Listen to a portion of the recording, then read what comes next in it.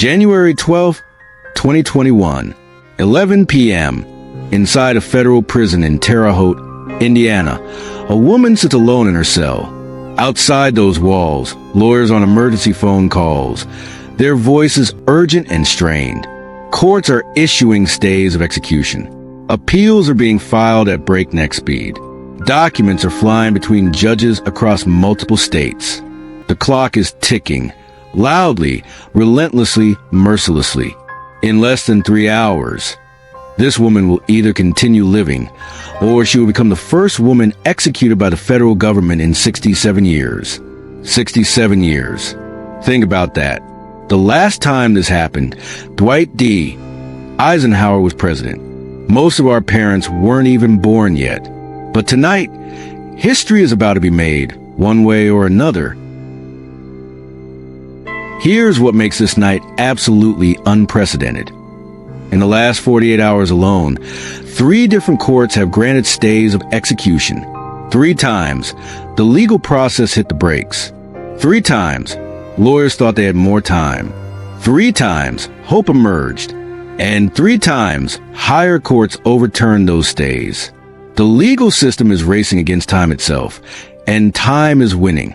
With every hour that passes, with every appeal that gets filed and rejected, the window is closing. The execution chamber is being prepared. The witnesses are being notified. The protocols are being followed. Her name is Lisa Montgomery. And what happens in the next few hours will change everything.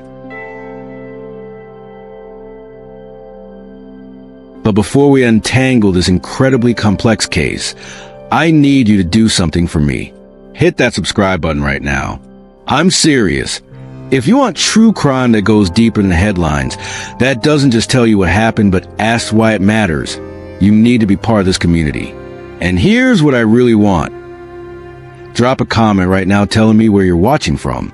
Your city, your country, wherever you are in the world. I want to know who's here with me. Because this case has reached people everywhere, and understanding who's part of this conversation matters to me.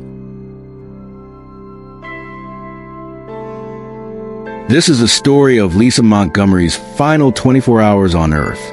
But it's so much more than that. This is a story about justice and what it looks like when the system is pushed to its absolute limits. It's about mental illness and whether there's a point where someone becomes too sick to be held accountable in the ultimate way. It's about childhood trauma and the long shadow it casts across entire lifetimes. And it's about questions that have no easy answers. Questions we're still debating today. By the end of this video, you'll understand why this case divided the nation and why, even now, people can't agree on whether justice was served that night in Indiana. You'll hear about the crime that brought Lisa Montgomery to that prison cell. You'll learn about the childhood that shaped her, documented by psychologists and therapists over decades. You'll follow the frantic legal battles that unfolded in those final 24 hours, with courts making and reversing decisions at a pace rarely seen in the American justice system. You'll be there, in a sense, for those last moments, the conversations, the promises made, the heartbreaking details that the lawyers and witnesses carried with them when they left that prison. And you'll be confronted with questions that don't have comfortable answers. When does mental illness become so severe that punishment loses its meaning? Can someone who doesn't fully understand reality be held fully accountable for their actions? Where's the line between justice and vengeance? And when childhood trauma is this extreme, this documented, this devastating, does that change anything? Some of you will finish this video believing the execution was justified. Others will finish it believing something terrible happened that night. And some of you will sit somewhere in the middle, wrestling with the complexity of it all. That's exactly where these conversations need to happen. In that uncomfortable space where easy answers don't exist. So let's begin. Let's untangle this together.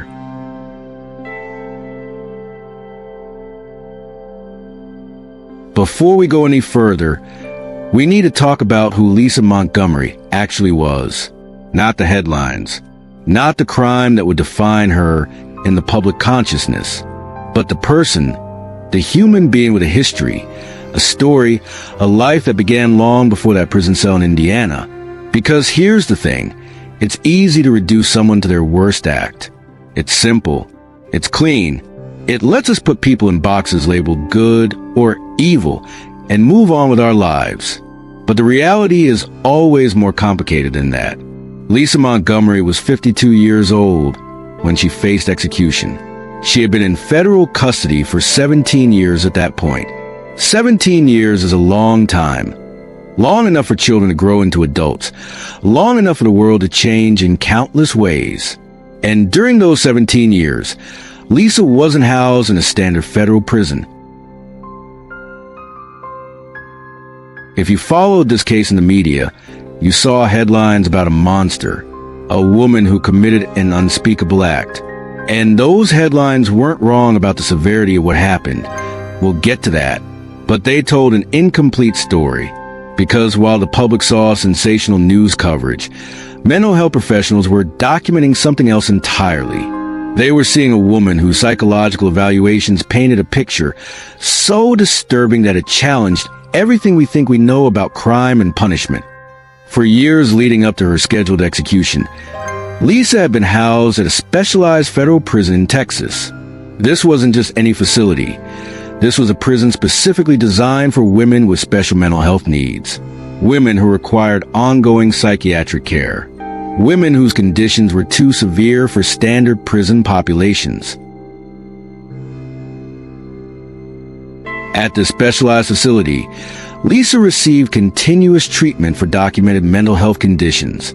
She had been diagnosed with bipolar disorder, a condition that causes extreme mood swings, from manic highs to devastating lows. She also carried a diagnosis of complex PTSD, or post-traumatic stress disorder. But here's what's important to understand. Those clinical terms, bipolar disorder, complex PTSD, they only scratch the surface. They're labels that help doctors communicate, but they don't capture the full reality of what Lisa Montgomery experienced every single day. Mental health professionals who evaluated her over the years described something far more severe. They documented psychotic episodes, periods where she lost touch with reality entirely, times when she couldn't distinguish between what was real and what her damaged mind was telling her. And when these experts dug into her history, trying to understand how someone ends up with this level of mental illness, they found something that explained everything and made the case infinitely more complicated. Lisa Montgomery's childhood was documented in court records, psychological evaluations, and testimony from people who knew her family. And what emerges from those documents is a portrait of abuse so severe, so relentless, so completely devastating that it's difficult to comprehend. From a very young age, Lisa was subjected to unimaginable mistreatment. We're talking about physical harm that left marks, emotional torment that never stopped, and inappropriate contact that no child should ever experience. Day after day, year after year, throughout her most formative developmental periods. But it went even further than that. Court documents revealed that Lisa's own mother, the person who should have been her first protector, her safe place in the world, was involved in a trafficking situation. Her mother allowed other adults access to Lisa for their own purposes. Now, you might be wondering why I'm spending so much time on Lisa's childhood.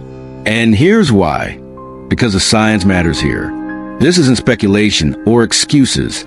This is documented neuroscience.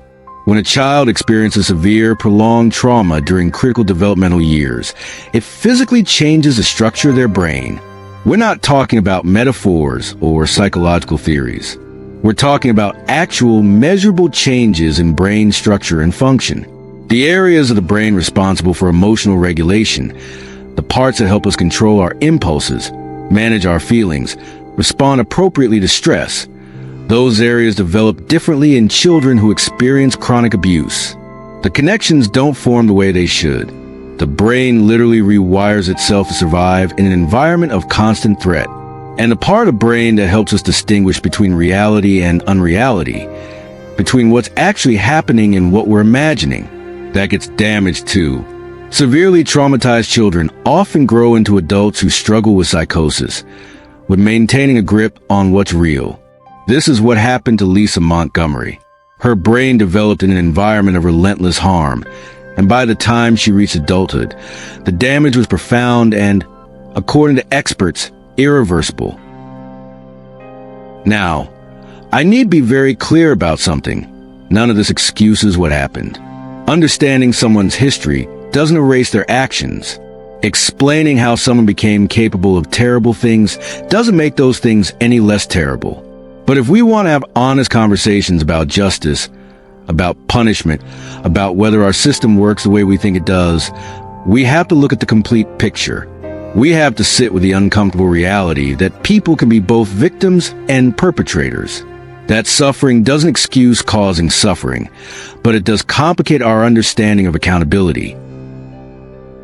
Because to understand Lisa Montgomery's final 24 hours, we first need to understand what brought her to that prison cell in the first place. And that story begins in December 2004 in a small town in Missouri.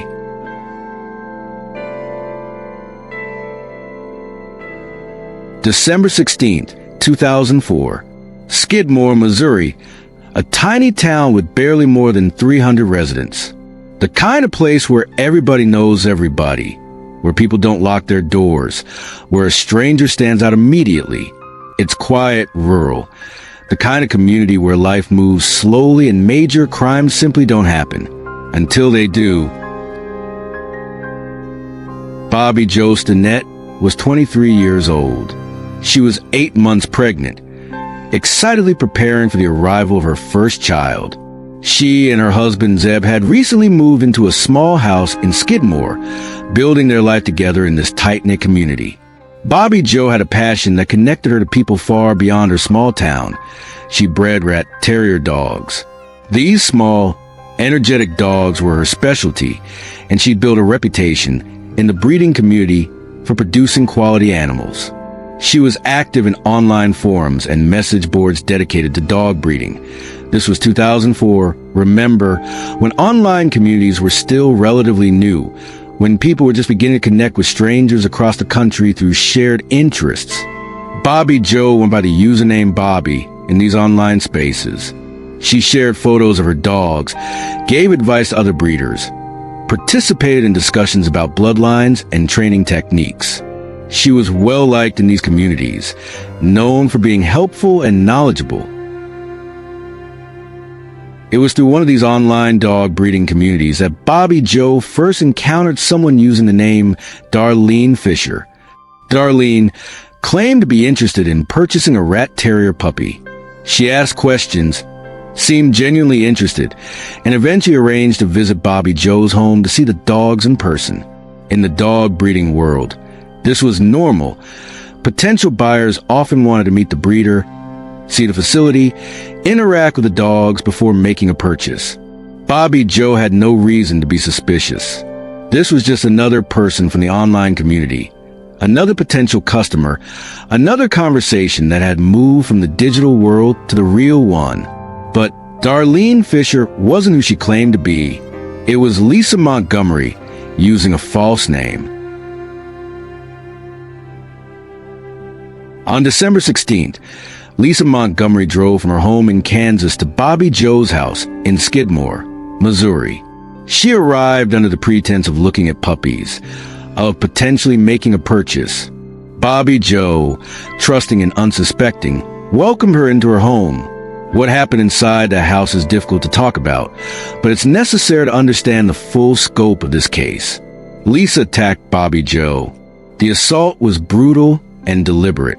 And then, in an act that shocked investigators and the public alike, Lisa used a kitchen knife to remove Bobby Jo's unborn baby from her body. Medical examiners would later determine that Bobby Jo was still alive during at least part of this horrific process. Bobby Jo Stinnett lost her life that day in her own home, in the house she shared with her husband, in the town where she'd felt safe. Lisa took the baby, a little girl, wrapped her in a blanket, and drove back to Kansas. The entire drive, this newborn infant was with her, removed from her mother under the most traumatic circumstances imaginable. Bobby Joe's husband Zeb came home from work that afternoon expecting to find his pregnant wife. Instead, he found a scene that would haunt him forever. His wife had been attacked and was gone. There was evidence of unimaginable violence. And most confusing of all, there was no baby, even though Bobby Joe had clearly been 8 months pregnant. He immediately called for help. Law enforcement arrived within minutes, and what they found launched one of the most intensive investigations the region had ever seen. Investigators quickly traced a connection back to the online dog breeding community. They identified Darlene Fisher as a potential suspect and tracked the false identity to Lisa Montgomery in Kansas. Within hours, literally hours, FBI agents and local law enforcement descended on Lisa's home in Kansas. And there they found her, presenting the newborn baby as her own, claiming she had just given birth. The baby was immediately taken into protective custody and rushed to a hospital for evaluation. Against all odds, the baby survived. Medical professionals who examined her said it was nothing short of miraculous, despite the traumatic circumstances of her birth, despite being removed from her mother in the most violent way possible, despite the time that had passed before she received proper medical care. This little girl lived. Her name was Victoria Jo Stinnett, and she was returned to her father Zeb. In the midst of unfathomable tragedy and loss, there was this one piece of hope. Bobby Joe's daughter survived. The child she'd been so excited to meet, the baby she'd been preparing for, lived. Lisa Montgomery was arrested immediately and charged with kidnapping resulting in death, a federal crime that carries the possibility of capital punishment. The trial came in 2007, 3 years after the crime. The evidence was overwhelming and undisputed. Lisa's defense team didn't argue that she hadn't done it. They couldn't. Instead, they focused entirely on her mental state, her history of severe abuse, her documented psychological conditions. They presented expert testimony about her brain damage, her psychotic episodes, her inability to fully grasp reality at times. They brought in witnesses who testified about the horrors of her childhood. They argued that while she was guilty of the act, her mental illness was so severe that the death penalty was inappropriate. The prosecution argued that Lisa had planned the crime carefully, had used a false identity, had researched how to remove a baby, had driven to another state with clear intent. They said this showed premeditation and awareness, regardless of her mental health history. The jury convicted her, and the judge sentenced her to death. Over the next 17 years, her lawyers would file appeal after appeal, each one focused on the question of mental competency. If you're still with me, I know this is heavy. These aren't easy stories to hear, and they're not easy to tell. But these are the stories that need to be told. The complicated, difficult ones that don't have clean endings or simple lessons. If you appreciate this kind of deep dive content, hit that like button right now. It tells YouTube to share this with others who want more than surface level true crime. People who want to understand, not just consume. And through all those years of appeals, one question kept coming up over and over. Was Lisa Montgomery mentally competent enough to be held fully accountable for what she did? And 17 years later, as she sat in that prison cell on January 12th, 2021, an even more urgent question emerged. Was she competent enough to understand her own execution? Because according to the law, you can't execute someone who doesn't understand why they're being executed. And Lisa's lawyers were about to argue that she had no idea what was happening to her.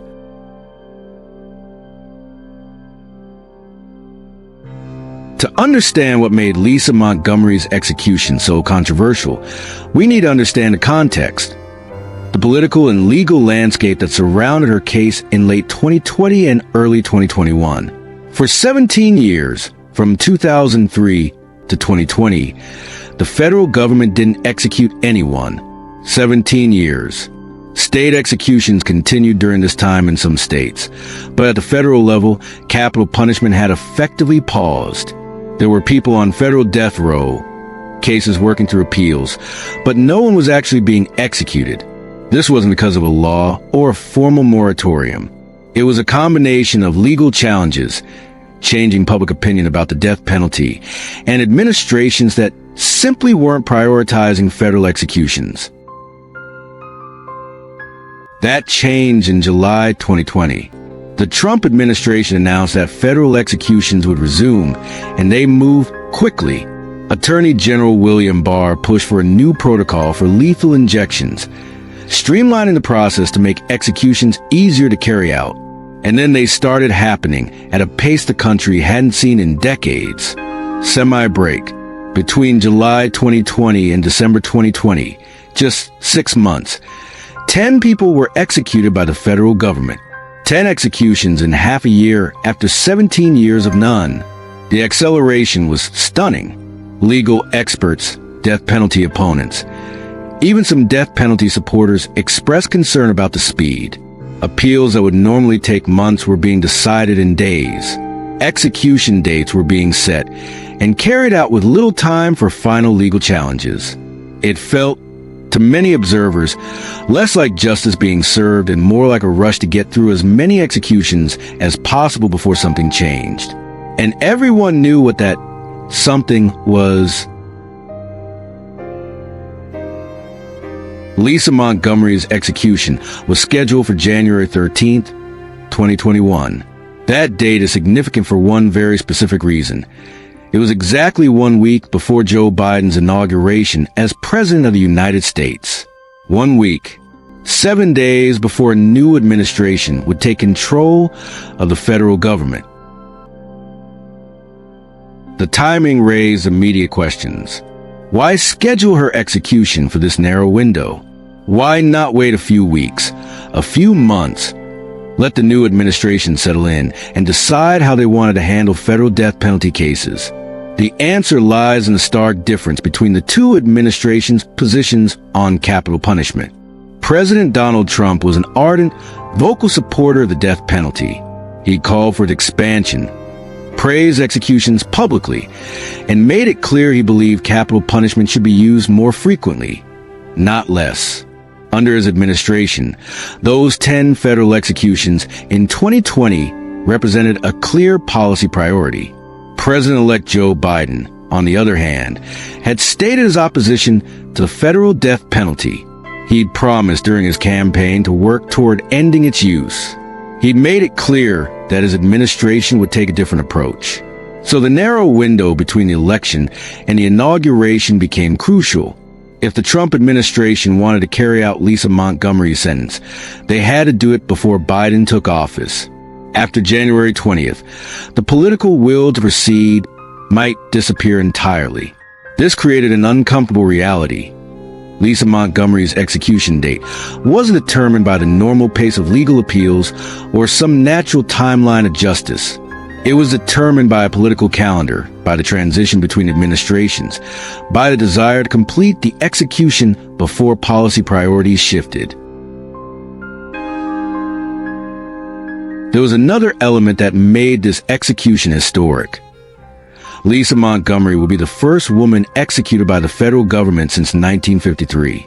The last woman federally executed was Bonnie Brown Hetty, 68 years earlier, back when Harry Truman had just left office, when the Korean War had recently ended, when the world looked completely different than it does today. In nearly 7 decades, despite women being convicted of federal capital crimes, despite women sitting on federal death row, not a single one had been executed. And now, in this compressed timeline, in this political moment, Lisa Montgomery's execution was being rushed through. But perhaps the most significant legal question centered on mental competency. There's a constitutional principle, established through decades of Supreme Court rulings, that you cannot execute someone who doesn't understand why they're being executed. The legal threshold seems simple. Does a person understand that they committed a crime, that they were sentenced to death for that crime, and that they're about to be executed as punishment for that crime?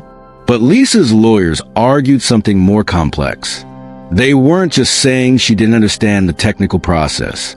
They were arguing that she was actively psychotic, that she was so disconnected from reality that the entire concept of punishment had no meaning for her. They presented evidence from mental health professionals who had evaluated her in the weeks leading up to the scheduled execution. These experts testified that Lisa was in a state of psychosis, that she couldn't process information, that conversations with her revealed someone fundamentally detached from what was happening around her. Semi-break. This wasn't just about one woman anymore. It was about precedent. What standard of mental competency would the courts accept? It was about politics. Would the rush to execute before the inauguration override traditional legal processes? And it was about principles. Where do we draw the line between justice and cruelty when severe mental illness is involved? All of these questions were colliding in those final 24 hours as Lisa Montgomery sat in her cell and lawyers battled in courtrooms across the country.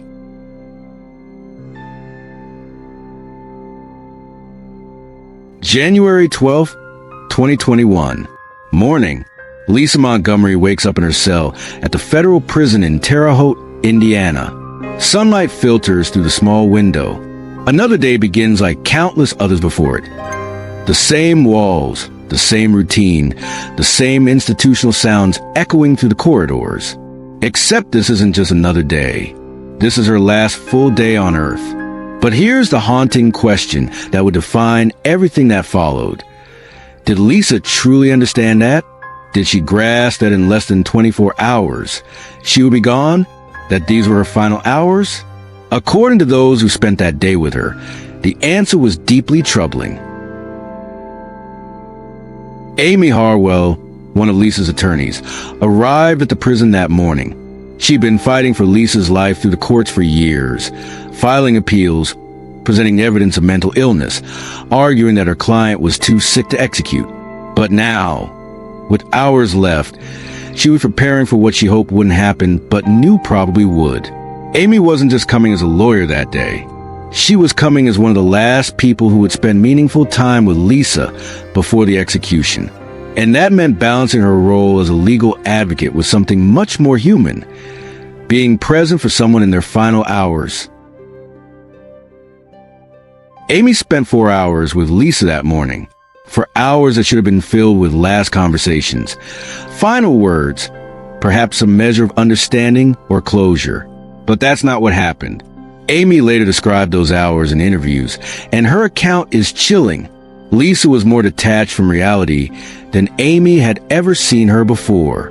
And Amy had spent years working with Lisa, had witnessed her struggle with mental illness countless times, had seen her during bad periods. But this was different. This was worse. Amy tried to have conversations with Lisa. Simple conversations about what was happening, about the legal battles still being fought in her name, about the people who cared about her, basic human connection in what might be their last hours together. Lisa couldn't follow them. She would look at Amy, seem to be listening, but nothing was registering. It was as if the words were just sounds with no meaning attached. Amy would explain something, what the lawyers were doing, what the courts had said, what might happen next. And then, just to check if Lisa understood, Amy would ask her to repeat it back. Lisa couldn't do it. She couldn't even repeat back what had just been said to her seconds earlier. The information went in but didn't land anywhere. It was like talking to someone whose mind was somewhere else entirely, unable to anchor itself to the present moment. She couldn't even repeat back what we just said to her. Amy would later recall, the heartbreak evident in her voice. Imagine that for a moment. You're sitting with someone who's hours away from being executed, and they can't grasp what's happening. They're physically present but mentally absent. They're looking at you but not seeing you, not processing the gravity of the moment, not understanding that this is goodbye. For Amy, it wasn't just legally significant. It was profoundly painful. How do you spend someone's final hours with them when they can't even understand that these are their final hours? How do you say goodbye to someone who doesn't comprehend what goodbye means in this context?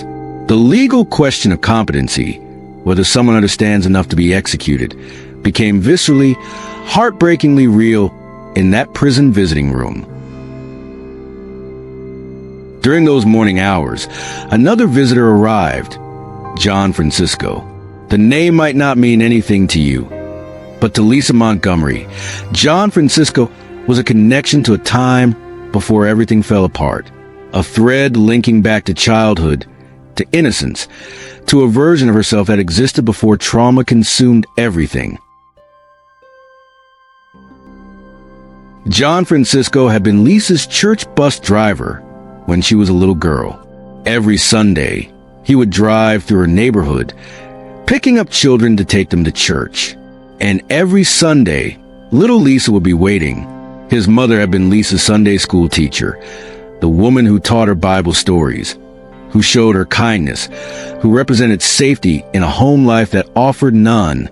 John Francisco had known Lisa before the world broke her, before the abuse became unbearable, before the mental illness took hold, before the crime that would define the rest of her life. He'd known her when she was just a child who liked going to church, who smiled for photographs, who had her whole life ahead of her. And remarkably, heartbreakingly, he'd stayed connected to her story all these years. Through her arrest, her trial, her conviction, her years on death row, he'd followed what happened to that little girl he used to drive to church. Now, he was here to be with her in her final hours. John Francisco brought communion, the Christian ritual of bread and wine, representing the body and blood of Christ, in a gray prison visiting room, with guards watching, with the clock ticking toward midnight. They shared this sacred moment, a sacred moment in the most unsacred of circumstances, a ritual of faith and redemption performed hours before a state-sanctioned death. And then John Francisco did something that everyone present would remember forever. He reached for his wallet, old, worn leather that he'd carried for years. He opened it carefully and pulled out a tiny photograph, creased and faded at the edges from decades of being carried around. It was a picture of Lisa, 7 years old, in second grade, wearing her school clothes and smiling at the camera. A child's smile, innocent and genuine, captured before everything went wrong. John Francisco had kept this photograph in his wallet for all these years, more than 4 decades. Through everything that happened, through all the headlines and horror, he carried this image of the little girl he remembered, a reminder of who she'd been before trauma and mental illness transformed her into someone unrecognizable. He showed it to Lisa, this image of her younger self. Did she recognize the child in the photo? Did she remember being that girl? We don't know. Given her mental state that day, she may not have been able to process what she was seeing. For everyone else in that room, for Amy, for the other lawyers present, for John Francisco himself, the weight of that photograph was crushing. Here was this image of an innocent child, a 7-year-old girl with her whole life ahead of her. And sitting across from them was what that child had become after years of unimaginable abuse, after her brain had been irreparably damaged, after mental illness had consumed her capacity for rational thought. The gap between those two versions of Lisa Montgomery, the smiling second grader and the psychotic woman hours from execution, contained an entire story of systemic failure, of trauma unaddressed, of a child who needed help and got horror instead. John Francisco leaned forward and made Lisa promise. When they start the process, he told her, I'm going to sing to you. I'll sing Jesus Loves Me and Amazing Grace. You won't be alone. 2 hymns from childhood, songs she would have learned in Sunday school from his mother, songs that represented safety, community, belonging, everything her adult life had lacked. He promised to sing them while the chemicals flowed through her veins. To be there, even if not physically beside her, as a voice of comfort in her final moments. For Amy Harwell and the legal team, these hours presented an impossible balance. They were still fighting in the courts, still filing emergency appeals, still hoping for a stay that would stick. Their phones were constantly buzzing with updates from colleagues working the legal angles. But they were also human beings sitting with another human being in her final hours. Someone who had been their client for years. Someone they'd come to know, to understand, to care about despite, or perhaps because of her brokenness. How do you spend those hours? Do you keep explaining the legal process to someone who can't process it? Do you sit in silence? Do you talk about memories, about faith, about anything other than the ticking clock? There's no manual for this. No right way to be present for someone who's both there and not there, whose mind has retreated so far from reality that connection seems impossible. I want to pause here and ask you something. This case brings up so many ethical questions that don't have easy answers. Should someone in Lisa's mental state have been executed? If a person is so disconnected from reality that they can't understand what's happening to them, does punishment still serve its purpose? Is there a point where mental illness should prevent capital punishment entirely? These aren't rhetorical questions. I genuinely want to hear what you think. Drop your thoughts in the comments, but please keep it respectful. This is a space for thoughtful discussion, not attacks. People can disagree about these issues and still treat each other with dignity. And if you're not subscribed yet, what are you waiting for? You've been with me for this entire journey so far. Join us as we untangle these complex cases. Hit that subscribe button and turn on notifications so you don't miss what comes next. Because what happened in the hours after this visit, the legal chaos, the final moments, the decisions that sealed Lisa's fate, that's where this story reaches its most intense point.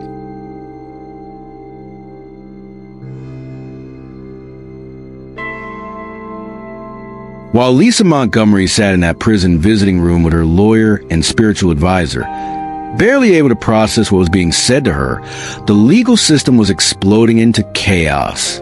Courtrooms across multiple states were dealing with emergency filings.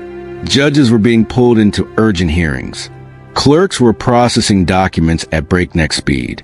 And lawyers on both sides, Lisa's defense team and the federal prosecutors, were working frantically, knowing that every minute mattered, because the clock was ticking. The execution was scheduled for shortly after midnight. That meant they had hours, not days. Every legal argument had to be made quickly. Every response had to come faster than normal court proceedings would ever allow. Then, in the early afternoon, something happened that gave Lisa's legal team a surge of hope. A federal judge in Indiana granted a temporary stay of execution. The reasoning was significant. The judge ruled that Lisa needed a mental competency evaluation before the execution could proceed. The judge found that there were serious, credible questions about whether Lisa understood what was happening to her, questions that deserved proper psychiatric examination before the government could take her life. The execution was paused. Legally, officially, at least for the moment, Lisa Montgomery would not be executed that night. For Lisa's lawyers, for the activists who had been advocating for her, for anyone who believed the execution was wrong, this felt like a breakthrough. Maybe there was time now. Maybe Lisa would finally get the comprehensive psychiatric evaluation that experts had been calling for. Maybe the courts would slow down, take a breath, actually examine whether executing someone in her mental state violated constitutional protections against cruel and unusual punishment. Maybe, just maybe, justice would pause long enough to ask the hard questions. That hope lasted approximately 2 hours. The Department of Justice moved immediately. Within minutes of the stay being issued, federal prosecutors were preparing their appeal. They filed an emergency appeal to the Seventh Circuit Court of Appeals, arguing that the stay should. What happened next would establish a pattern that would repeat itself throughout the afternoon and evening, a roller coaster of hope and devastation that played out in real time. The Seventh Circuit Court of Appeals reviewed the government's appeal, and they sided with the prosecutors. The stay was overturned. The execution was back on, but Lisa's lawyers didn't give up. They immediately filed a new legal argument in a different court, presenting additional evidence of her mental incompetency. That court granted another temporary stay. The government appealed again. That stay was overturned. This is how the afternoon and evening unfolded. Stay granted. Government appeals. Higher court overturns the stay. New legal argument filed by the defense. Another temporary stay issued. Another government appeal. Another reversal. Over and over, the cycle repeated. Each time a stay was granted, Lisa's lawyers had moments, sometimes just minutes, to feel like they bought more time. Each time a stay was overturned, the reality crashed back down. The execution was still scheduled, still moving forward, still going to happen unless something dramatic changed. In total, over the course of 48 hours leading up to that night, 3 different stays of execution were granted through various courts. 3 times the legal system said, "Wait, we need to look at this more carefully." And 3 times, those stays were snatched away on appeal. For anyone watching this unfold, and it was being covered by news media around the world, it was dizzying. Court documents were being filed so quickly that even legal analysts were struggling to keep up with which court had ruled what, which appeal was pending where, what the current legal status actually was at any given moment. For Lisa's legal team, the physical and emotional toll was enormous. They were fighting on multiple fronts simultaneously, filing in different courts, responding to government arguments, coordinating with co-counsel in different states, tracking which judges had ruled and which hadn't yet responded, all while knowing that their client, the woman they'd been fighting for years to save, was sitting in a prison cell barely aware of the battle being waged in her name. And then there was the clock itself, the relentless ticking toward midnight. Time zones became critical. Courts operate on different schedules. Filing deadlines that would normally be measured in days or weeks were now measured in minutes. When does a court close for the evening? When can emergency motions be filed? Which judges are available for emergency hearings after business hours? Everything that would normally unfold over months was compressed into a handful of hours. The legal system, designed to move deliberately and carefully, was being pushed to operate at a speed it was never built for. As the evening settled over Indiana, the reality became increasingly clear. Time was running out. The execution was scheduled for shortly after midnight, just a few hours away. Lisa would need to be transported from her cell to the execution facility. Witnesses would need to be assembled. The execution team would need to prepare. And still, courts were deliberating. The final battleground was the United States Supreme Court, the highest court in the land, the last possible place for Lisa's lawyers to turn. They filed an emergency application asking the Supreme Court to intervene, to grant a stay, to pause everything long enough for a proper competency evaluation. The arguments on both sides were clear and stark. Lisa's defense team argued that she was incompetent for execution. She was actively psychotic, unable to understand what was happening to her, disconnected from reality in a way that made punishment meaningless. Executing her would violate the constitutional prohibition against executing someone who doesn't understand why they're being executed. She needed and deserved a comprehensive psychiatric evaluation before the government could take her life. The prosecution argued that Lisa had received years of appeals, that mental health issues had been considered throughout her case, that courts had repeatedly examined these questions and found her competent. The sentence had been imposed 17 years ago. At some point, they argued justice delayed becomes justice denied. The execution should proceed as scheduled. 10 p.m. arrived. 2 hours until the scheduled execution time. Still no final word from the Supreme Court. Lisa's lawyers refreshed their email constantly, checked court dockets obsessively, waited for phones to ring with news from colleagues monitoring the Supreme Court. Nothing yet. 11 p.m. 1 hour left. The lawyers were preparing for the worst while still hoping for the best. Some were drafting statements for the press in case the execution went forward.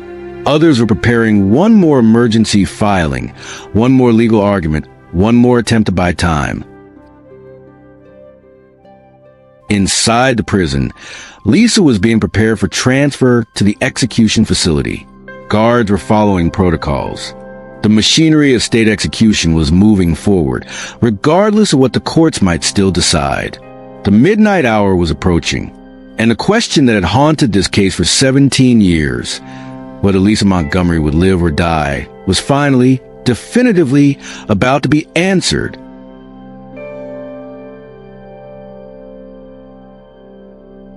Just after midnight, the news came through. The Supreme Court had issued its decision. By a vote of 6-3, the justices ruled that the execution could proceed. The last legal barrier had fallen. There would be no more stays, no more delays, no more opportunities to argue for Lisa's life. The highest court in the land had spoken, and their message was clear. Lisa Montgomery would be executed tonight. For her lawyers, the notification came via email and phone calls, cold, official language conveying a decision that meant their client would be dead within the hour. Years of work, thousands of hours of legal research and argument, countless attempts to save her life, all of it had come down to this moment, and they had lost. Inside the prison, Lisa was being moved. Guards escorted her from her cell through the corridors to the execution facility, a separate building on the prison grounds designed specifically for this purpose. Did she understand where she was going? What was about to happen? According to those who observed her that night, her detachment from reality remained profound. She moved where she was told to move, followed instructions mechanically, but showed little sign of comprehending the significance of what was unfolding. Federal execution protocols require witnesses. The process isn't hidden. It's observed by specific groups of people who are legally permitted or required to be present. Lisa's lawyers would be there. Amy Harwell, who had spent those 4 hours with her that morning, would witness the end. Media representatives were designated to watch and report. Representatives from the Department of Justice would be present. And John Francisco, Lisa's spiritual advisor, the man who had known her as a child and promised to sing to her, he would be there too, or so everyone thought. For Amy and her colleagues, these final moments before entering the witness area were surreal. They'd been fighting in courts all day, filing emergency motions, arguing legal technicalities. And now all that was over, and they were about to watch their client be put to death. John Francisco was ready to fulfill his promise. He would be there with Lisa, as close as the system would allow. He would sing "Jesus Loves Me" and "Amazing Grace" as the chemicals flowed. She wouldn't die alone, without a familiar voice, without someone who remembered her as that 7-year-old girl with the bright smile. He had prepared himself emotionally and spiritually for this moment. It would be painful witnessing someone he'd known as a child die this way. But he'd made a promise, and he intended to keep it. They arrived at the execution facility, a stark, functional building that exists for one purpose only. Inside these walls, the federal government carries out its most severe punishment. The witnesses were being organized, directed to different areas. There are separate viewing rooms, one for the victim's family, one for the condemned person's witnesses, one for media and officials. Everything was proceeding according to protocol, until it wasn't. Bureau of Prison staff approached John Francisco with news that would shock everyone present. He could not enter the execution chamber with Lisa. He would not be permitted to be by her side during her final moments. The lawyers immediately objected. He's her designated spiritual advisor. They argued. He has the right to be with her. That's why he's here. She has a constitutional right to spiritual counsel during her execution. Federal execution protocols typically allow for spiritual advisors to be present with the condemned person. It's considered a fundamental right that in your final moments, you get a spiritual support, religious comfort, someone representing your faith standing beside you. But the Bureau of Prison staff were immovable.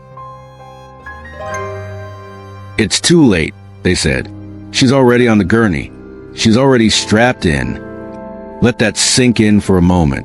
While the witnesses were still being organized, while John Francisco was preparing to fulfill his promise, Lisa had already been taken into the execution chamber. She was already secured to the gurney, the 4 lines likely already in place. The process had begun without anyone telling her spiritual advisor.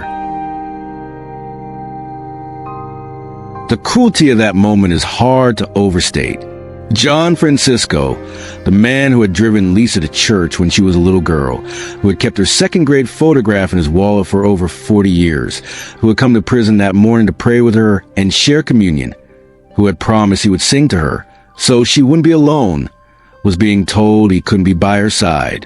He would have to watch through glass, separated, unable to touch her hand, unable to stand close enough for her to clearly hear his voice, unable to provide the comfort he'd promised. For a man who had traveled there specifically to fulfill a sacred promise, it was devastating. In the execution chamber, Lisa Montgomery lay on a gurney designed specifically for this purpose. It wasn't a medical bed. It was a piece of equipment built to restrain someone while chemicals are administered to end their life. Straps cross her body, across her chest, her waist, her legs, her arms. She couldn't move, couldn't sit up, couldn't do anything except lie there and wait. 4 lines had been inserted into her arms. These would carry the 3 chemicals that would end her life. First a sedative to make her unconscious, then a paralytic to stop her breathing, then a chemical to stop her heart. Everything was ready. The execution team was in position. The witnesses were being ushered into their designated viewing areas. Through the glass window that separated the execution chamber from the witness areas, Lisa could see people gathering. Her lawyers were there. Amy Harwell, who had spent that morning with her, was there. And John Francisco was there, not where he'd intended to be, not by her side, but visible through the glass. And in that moment, Lisa did something that everyone present would remember. She wiggled her fingers. A small wave, a tiny gesture of acknowledgement. Through all her mental confusion, through the psychosis and detachment that had defined her final hours, some part of her recognized these people. Some part of her was saying goodbye. It was a final human connection in what was otherwise the most dehumanizing of moments. Break 4. A prison official stepped forward and addressed Lisa directly, following the standard protocol for federal executions. "Do you have any last words?" This is the moment that executions often hinge on in the public consciousness. The last statement. Some condemned prisoners use this moment to apologize to victims' families. Some proclaim their innocence. Some make political statements. Some pray. Some say nothing at all. Everyone in those witness rooms held their breath. What would Lisa Montgomery say? Would she apologize for what happened to Bobby Joe Stinnett? Would she speak about her mental illness, her childhood, the years of appeals? Would she address the controversy surrounding her execution? The lawyers waited. John Francisco waited. The media representatives waited, ready to record whatever she said for the historical record. Lisa looked at the official and said one single word. No. That was it. Just no. She had no last words. Think about that for a moment. One word. The simplest possible response to that question, standing against the backdrop of everything else. The decades of horrific childhood abuse. The severe, documented mental illness. The crime that brought her here.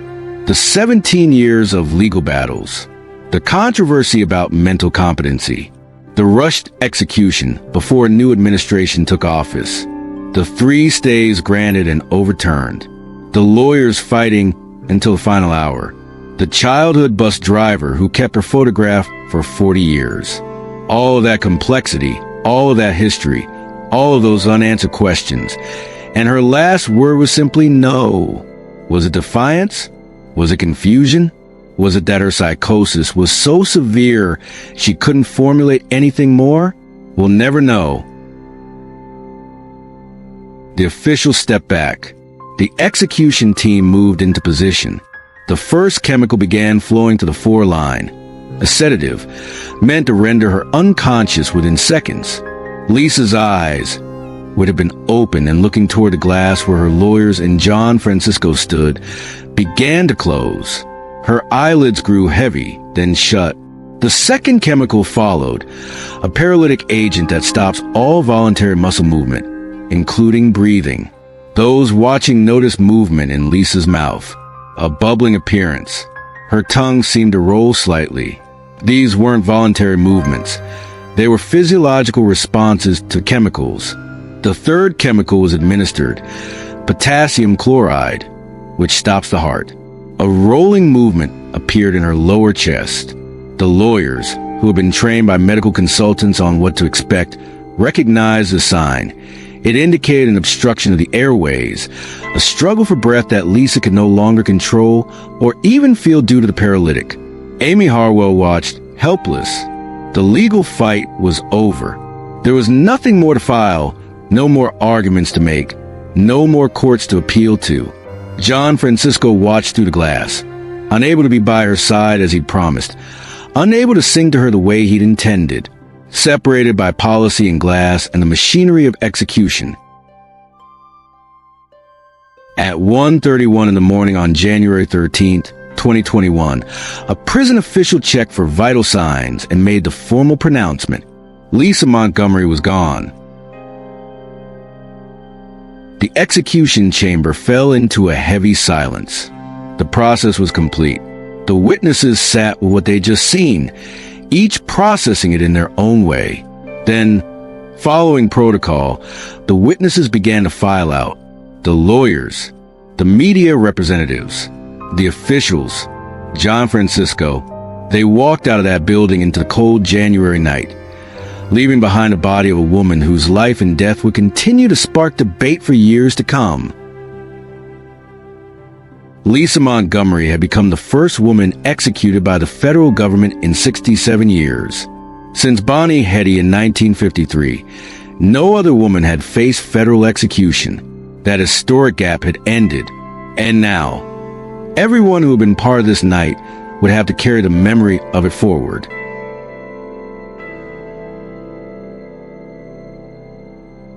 Amy Harwell and the other members of Lisa's legal team walked out of the execution facility into the January cold.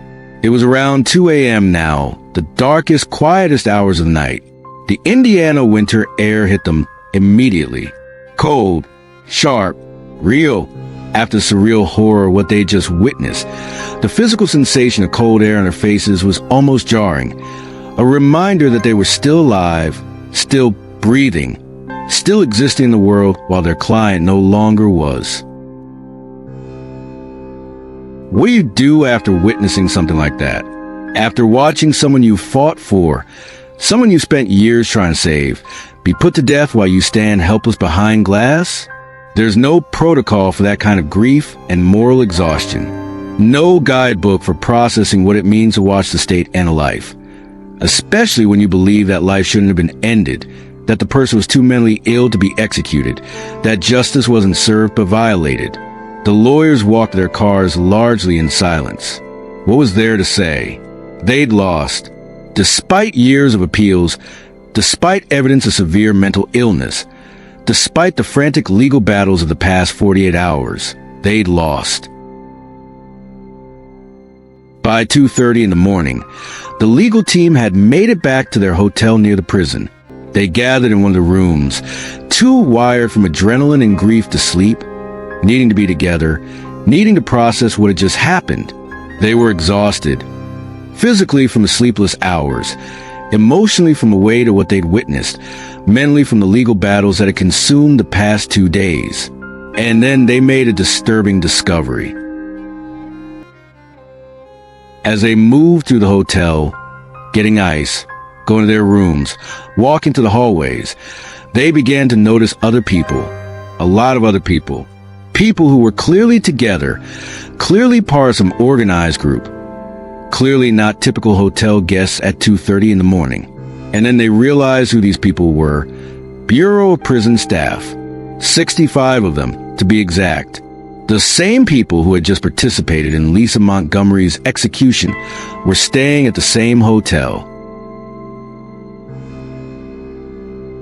Think about how disturbing that must have been. The people who had just strapped Lisa to the gurney, who had administered the 4 lines, who had released the chemicals that stopped her heart. They were in the same hallways, the same elevators, would be in the same breakfast room. In a few hours, the proximity of death, the inability to escape even for a moment for what had just happened, made an already traumatic night even more surreal. As dawn broke over Indiana, the statements started coming in from all sides. Government officials defended the execution. They emphasized that Lisa had been convicted by a jury, that her sentence had been upheld through years of appeals, that justice had been carried out according to the law. Bobby Joe Stinnett's family had been divided on whether Lisa should be executed. Some family members had supported the death penalty, believing it was appropriate justice for what happened to Bobby Joe. Others had opposed it, particularly given Lisa's severe mental illness. Now, different family members issued different statements, reflecting that painful division. Mental health advocates condemned the execution in the strongest possible terms. They called it unconscionable to execute someone so severely mentally ill, someone who was actively psychotic, someone who couldn't even understand what was happening to her. Death penalty supporters praised the execution, arguing that heinous crimes deserve the ultimate punishment, that mental illness doesn't erase accountability, that the legal system had worked exactly as designed. By morning, headlines were appearing around the world. First woman executed by federal government in 67 years. Lisa Montgomery put to death despite mental illness claims. Controversial execution proceeds hours before Supreme Court deadline. News outlets across the globe covered the story. It wasn't just an American news item. It became an international conversation about capital punishment, mental illness, justice, and what we owe to most damaged members of society. Take a breath with me for a second. If you've made it this far, through all the complexity, all the difficult questions, all the uncomfortable truths, you're exactly the kind of viewer this channel needs. You're someone who wants to understand the full story, not just the headlines. Someone who can sit with discomfort and uncertainty. Someone who values depth over quick takes. Subscribe to Not True Crimes Untangled if you haven't already. Seriously, hit that button right now. And turn on the notification bell, because we're just getting started with cases that make you think, that challenge easy answers, that honor all the lives involved by telling their complete stories. And I need you to do something else. Share this video. Send it to someone who appreciates true crime that goes deeper. Post it in your community groups. These are the stories that need to reach people. Not for clicks, not for entertainment, but because these conversations matter. You're part of this community now. And this community is built on people who aren't afraid to ask hard questions.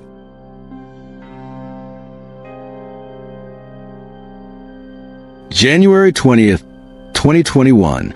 Exactly 1 week after Lisa Montgomery's execution, Joe Biden was inaugurated as the 46th President of the United States. The transition of power that had loomed over Lisa's final days was now complete. A new administration, with new priorities and new policies, had taken control of the federal government. President Biden had been clear during his campaign about his opposition to the federal death penalty. He'd stated publicly that he would work toward ending its use. He'd promised to pursue alternatives to capital punishment and to address the systemic issues within the criminal justice system. His position wasn't ambiguous or coded. It was explicit and direct, which raises a question that haunts everyone who opposed Lisa's execution. Would she be alive if the execution had been delayed even one more week? If the final stay of execution had held just a little longer? If the Supreme Court had ruled differently? If the process had extended past January 20th into the new administration? Would President Biden have allowed Lisa Montgomery's execution to proceed? We can't know for certain, but based on his stated positions, many believe the answer is no, that Lisa would have received a commutation, or at least a lengthy delay for proper mental health evaluation, which means the timing of her execution, that narrow window between the election and the inauguration, may have been the difference between life and death. The numbers tell a stark story. Between July 2020 and January 2021, just 7 months, 11 people were executed by the federal government. To put that in perspective, that's more federal executions in 7 months than occurred in the previous several decades combined. The acceleration was unprecedented, and the timing was impossible to ignore. All of these executions happened during the final months of an administration that supported capital punishment, before an incoming administration that opposed it. This pattern, accelerating executions before change in administration, raises fundamental questions about what justice actually means. Is justice served when execution dates are determined by political calendars rather than legal timelines? When the difference between life and death comes down to which party controls the White House? When cases are rushed through because there's a limited window before policies change? Or does that turn executions into something else entirely? Political acts rather than judicial ones? Lisa Montgomery's case brought the mental competency debate into sharp focus, forcing uncomfortable questions that our legal system still hasn't adequately answered. When is someone too mentally ill to execute? Where's the line? The legal standard says you must understand why you're being executed. But what does understanding really mean when someone has severe mental illness? When they're experiencing psychosis? When they can't process basic information or distinguish reality from delusion? Lisa's lawyers presented evidence that she couldn't even repeat back what had just been said to her, that she was fundamentally disconnected from reality, that her brain damage and mental illness were so severe that the concept of punishment had no meaning for her. But the courts ruled that she met the legal threshold for competency, which raises a question: is that threshold too low? Are we executing people who cannot meaningfully comprehend their own fate?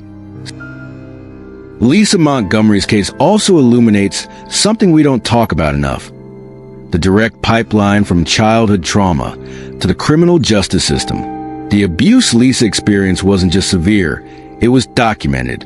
Court records contain detailed testimony about the relentless physical harm, the emotional torment, the inappropriate contact, the trafficking situation involving her own mother. These weren't allegations. These weren't excuses manufactured by defense attorneys. These were facts, corroborated by witnesses, confirmed by mental health experts, part of the official record. Lisa was a child who needed help. She needed protection. She needed adults to intervene, to remove her from danger, to provide therapy and safety and a chance to heal. She didn't get that.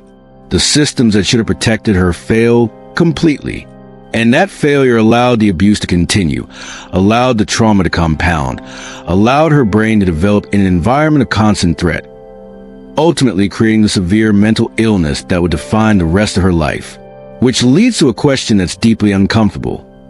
When society fails to protect children, when we allow them to be harmed and damaged and broken, do we then have a moral authority to execute them as adults for crimes that emerge from that damage? There's also a gender element to this case that deserves examination. Lisa Montgomery was only the first woman federally executed in 67 years. Women make up a tiny fraction of death row populations nationwide. Why is that? Are women actually committing fewer capital crimes? Or are they being judged differently by the justice system? Does society view violent women as somehow worse than violent men because it violates our expectations about gender? Are juries more reluctant to sentence women to death, or more willing when the crime seems especially heinous? And did Lisa Montgomery's crime, attacking a pregnant woman, taking her baby, trigger a particular kind of revulsion precisely because it violated every stereotype about femininity and motherhood? These aren't easy questions, but they're worth asking. We also can't forget that at the center of this case was a real victim, Bobby Jo Stinnett, who lost her life in a horrific attack in her own home. Bobby Jo's family was divided about whether Lisa should be executed. Some members supported the death penalty, believing it was appropriate justice for what happened. Others opposed it, particularly given Lisa's mental illness. And then there's Victoria Jo, the baby who survived. She's a teenager now, growing up knowing the traumatic circumstances of her birth, knowing her biological mother was taken from her before she ever got to meet her. What does justice look like for victims' families? Is execution healing? Or does it just add more death to an already tragic situation? There's no universal answer. Even within the same family, people have different views. Lisa Montgomery's execution galvanized the death penalty abolition movement in a way few other cases have. Why? Because it brought together so many different objections to capital punishment. The mental illness concerns, the childhood trauma, the gender issues, the political timing, the rushed legal process. It became a case study in everything critics argue is wrong with the death penalty. But there are also people who believe the execution was appropriate despite all of these concerns. They argue that Lisa was convicted by a jury who heard all the evidence about her mental health and childhood, that she planned the crime carefully enough to show rational thought, that Bobby Jo Stinnett deserved justice, that at some point accountability must mean something, even for people with mental illness.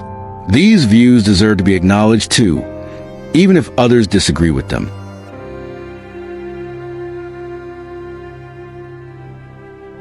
If you stayed with me through this entire story, you probably realized something.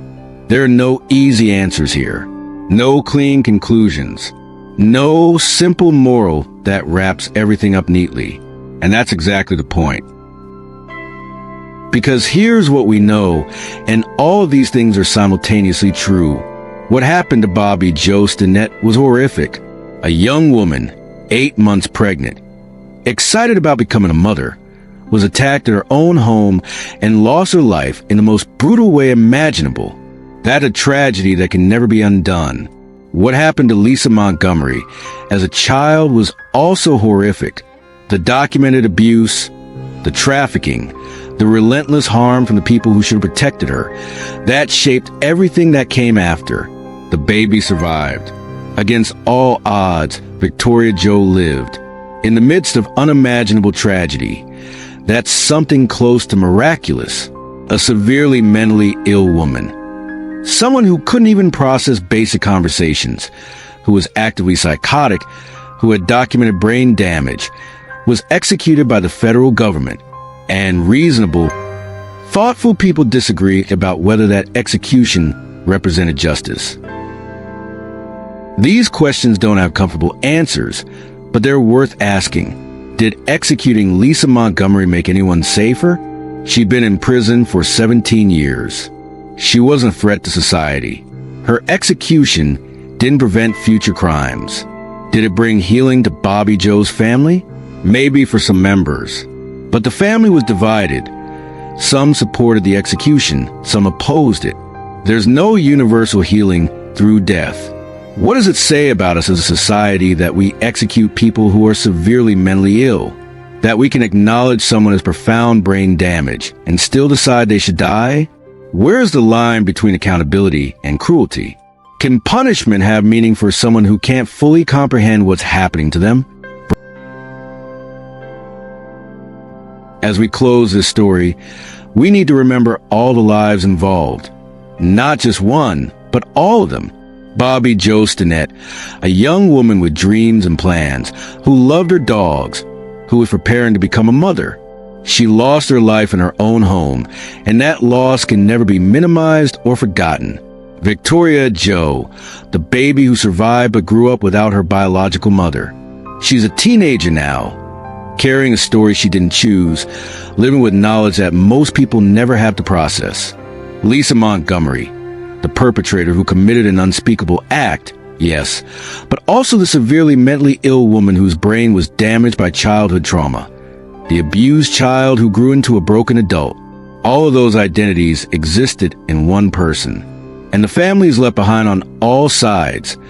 Bobby Jo's loved ones, Lisa's children and family members, everyone who has to carry the weight of what happened.